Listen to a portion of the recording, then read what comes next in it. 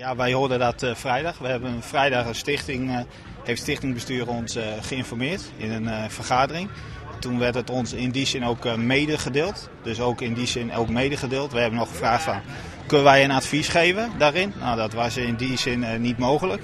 Dus ja, dat was feitelijk een mededeling die bij ons vrijdag bekend was. Ja. Is er iemand verteld hoe dat nou precies gegaan is? Ben je zelf opstapt? Ben je gedwongen om op te stappen? Nou, wat wij hebben begrepen, maar in principe lijkt me echt een vraag aan de personen zelf. Wat wij hebben begrepen zijn ze uit zichzelf opgestapt. Ja. Wat vind je ervan, deze stap van de Raad van Commissarissen? Ja, ik vind het onverstandig. Zie, elke geleding binnen de club heeft zich geconformeerd aan het onderzoek. En ook wij wachten gewoon rustig het onderzoek af. En dan is het gewoon raar dat een partij, in dit geval de RVC, opstapt. 10 dagen voordat het onderzoekrapport uitkomt. Dat vinden wij raar.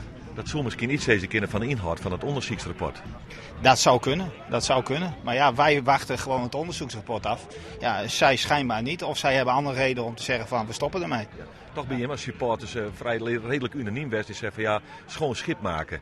Dan stapt ze naar hier van commissarissen op. Dan zou ik me voorstellen kennen dat je zei, nou het is wel een verstandige stap. Ja, maar wij vinden het niet een verstandige stap dat er nu weer een tijdelijke RVC komt. Het creëert weer onrust. Er zijn nieuwe mensen, wij kennen ze niet. Wij hadden toch liever in dit geval nu een onderzoek is, waar wij ook mee akkoord zijn gegaan. Dat we gezegd hadden van nou, maak dat nou gewoon met z'n allen af. Er zijn 2 wijze heren die er iets over gaan zeggen. En laten we dat nou gewoon rustig aanwachten. Ja, en deze heren die hebben er toch gemeend om dat niet te moeten doen. En dat is jammer en ik vind het ook een beetje onverantwoord.